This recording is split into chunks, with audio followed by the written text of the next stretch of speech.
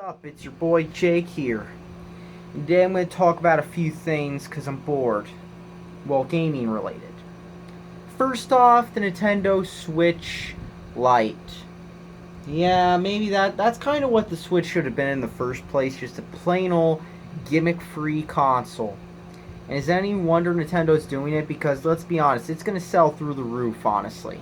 It's a Nintendo handheld. It's probably less hackable than the original Switch is, and it has and it's smaller, and it costs less, so that's going to be a hit among the actual Nintendo demographic, which is kids. Kids are going to love that, and so will broke college students who spend all their money on stupid crap and college degrees that'll get them a Mick job. Okay, so let's talk about number 2, Dexit.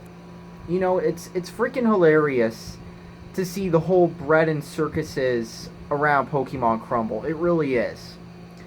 See, the thing with Pokemon is that series has been getting irrelevant. I've been telling people this for years. Pokemon's dying, and they're like, la la la, I can't hear you. Pokemon good, Pokemon not dying, kids buy it. Well, then they're like, oh look, the new Pokemon games, you can't catch them all, and there's going to be a limited number of Pokemon in it, and you won't get all the Pokemon in the next game.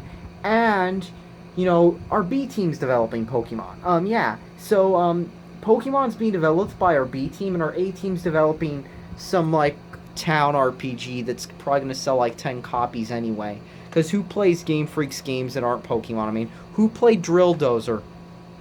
I mean, people played Pulse Man when it was a Sega Genesis ROM on their, Pentium MMX, but people don't really seem to care about Drill Dozer or whatever other games that Game Freak makes that don't say Pokemon in the title. So yeah, Game Freak is they're churning out these Pokemon games like they're Madden, and they're not even putting effort into them. And it got so bad that Pokemon there was a bootleg Chinese Pokemon mobile game that had better graphics and animations than the new game from Game Freak. And sure, some Pokemon fans who were seething went on Twitter to be like, actually, these animations were ripped from some other Pokemon game. Well, that's the thing.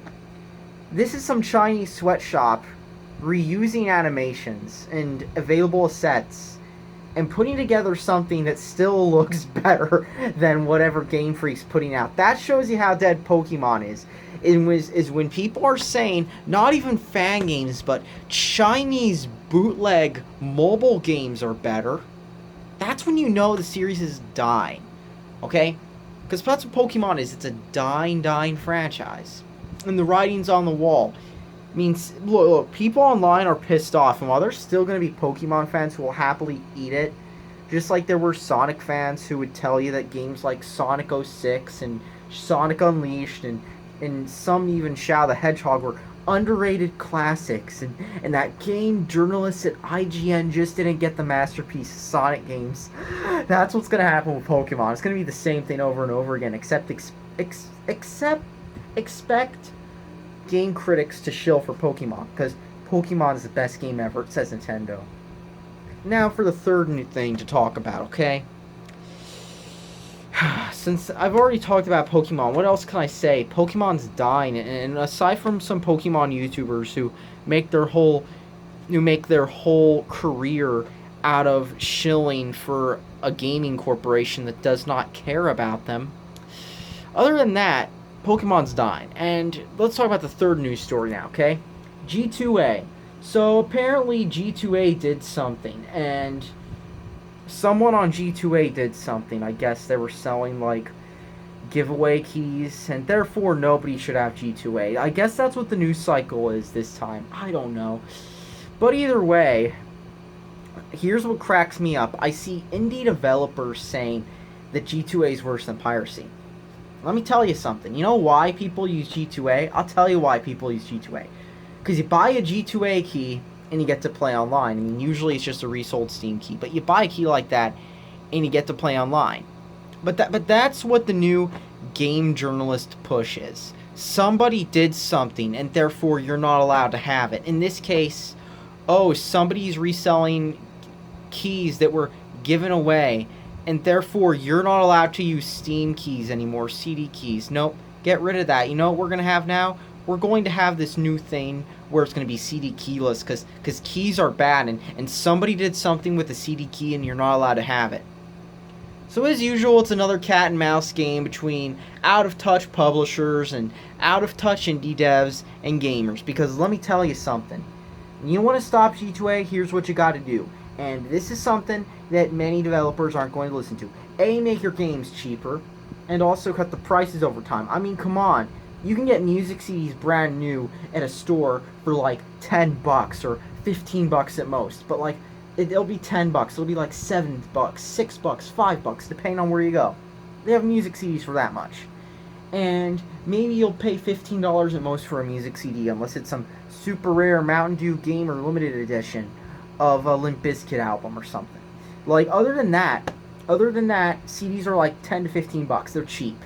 DVDs, they're like $20, $25, okay? But video games, they're like $60. And then sometimes they're overpriced for a small amount of entertainment too. I mean, come on. Physical media goes down in price. Can't digital do that? If they did that with digital, bam, you've taken care of the G2A problem. Because nobody should pay $60 for a 2 to 3 year old Call of Duty title. Don't you agree? But, or Nintendo. Nintendo is even worse, okay? At least Call of Duty goes down in price after a few years retail-wise. Not digital, but retail-wise. Nintendo, oh my god, they charge $60 for an old Mario game in the stores. But yeah, they should do what they do with like game consoles and platinum hits to digital games. That would be one step. And then the other step is with online games, you want to stop piracy. You want to stop piracy and make them cost cheaper. That's what you do. You make your games cost cheaper. Though. The pirates can be an asset in keeping like dead online games alive for real, but you make your games cost cheaper. That's what you do. You make them cost cheaper, like $5-10 instead of like $20 to $40 for a mega game and $60 for a AAA marketing hype event. I mean, shit. It's not gonna cost $60 to buy that Marvel DVD when it comes out. I mean, when that Avengers Endgame DVD comes out, or the new Star Wars, that's not going to be $60. Well, with video games it is. And if video game companies cut costs, then they could put G2A out of business because they wouldn't have to charge so much. You see what I'm saying? But of course, you know, my ideas are too good for gaming. I mean, trust me, I should listen to the businessmen who work in an industry where it seems like all these good developers have to keep closing up every year. They're the smarties. I should shut my mouth because I'm a peasant, and I should happily buy games from AAA corporations. Don't you agree? Alright, I better get my Mountain Dew out. Okay, Mountain Dew. I got my Mountain Dew here. I'm gonna drink this. So yeah, gamers, that's the thing. The thing is these game developers, if they did stuff better, they could have these issues taken care of. So that's all that needs to be said. Thanks for watching, gamers. Subscribe for more. I'm going to drink this Mountain Dew. So see ya. Oh yeah, one more thing. Let me tell you why so many gamers use G2A. Because the thing is, when you pirate games online these days, you can't play online. You can't play online anymore with a pirated copy of Halo, for example. Like if you buy the Master Chief Collection, you'll be able to play online, but I bet you if you pirate it, you won't be able to play it online. Now, see, years ago, it was pretty piss easy to play pirated games online. You could just pirate it and join a cracked server. And with an old game, it was guaranteed that every server was going to be cracked. Halo is this way. Like CS 1.6 is probably this way. And if you're hosting it out of your basement on like an old Pentium 4, it's you know you could run a cracked server, right?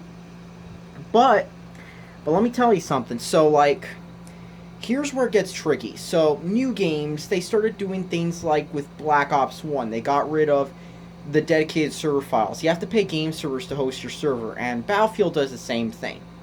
So that tries to stop cracked servers.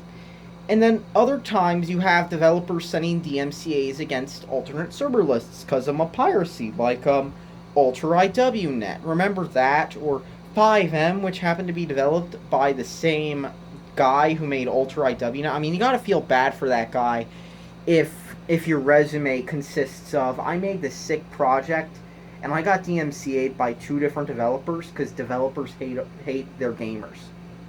So the thing is, though, is with like 5M, with with 5M and Ultra IW, those types of projects were getting shut down. So you've got projects that get shut down for online, or you have cracked servers, and cracked servers kind of went away. And then you've got older games like Unreal Tournament 99, which had no CD keys. And people still play those because there's little to no multiplayer DRM. But good luck finding somebody playing an older Call of Duty on PC now because it's harder to pirate. But that's the thing. That's why people go to G2A, because if you pirate a game, you can't play them online. But you go to G2A, you can play online. And so that's the other thing. That's a big reason why people decide to go to G2A, because they have like full games that work online for low prices. And that's the thing. These people forgot the lessons learned during the whole MP3 saga, where, oh, if you sell your music for 99 cents, you can put a dent in Napster, you can put a dent in LimeWire, you can put a dent in Kazaa if you sell your music for 99 cents. And then after the DRM free thing happened, well, let's just say customers then became very docile after that. But I'm going a bit off topic here. Game developers should take the lessons from that era into mind. They really should. But they're not going to. And that's why I'm here. I'm here to tell them that they should do this if they want to stop something, because if you take away G2A, some other service is going to pop up. And if you screw over customers, well, good luck with that. Customers don't like being screwed. And if a game is offline, what's stopping them from going to the Pirate Bay? Hell, I think it's hilarious that you got like game journalists pushing for game streaming and shit, because let me tell you, they can take away your games at any time even easier if you're streaming. I mean, just look at what happened with PT, or recently with that game Devotion, because needless to say, developers accidentally pissed off a government. Yeah, but even though you can't buy that game on Steam anymore, and even though they said again that this game might not come back to Steam for the indefinite future, you can still get that game on the Pirate Bay. So yeah, that's the thing. Game streaming sucks. I might as well add that there too. So yeah, if only these out-of-touch developers would listen to gamers like me, then they might be able to fix their reputation. But instead, developers, especially indie developers, would rather pout and cry and say, I hate these entitled gamers. These entitled gamers want something. Well, screw them. I'm gonna eat more Big Macs and crap all over my goal with these gamers because they're bigots. And in fact, hell, if you're one of those people, I'll give you a good reason to say your games cost less, okay? If you charge more money for your games, you're discriminating against poor people. End of story. So yeah, thanks for watching. Subscribe for more, and let's be honest here. As long as game developers crap on their audience, and crap on gamers, then they'll be stuck whining about why gamers do the things they do. Simple as that.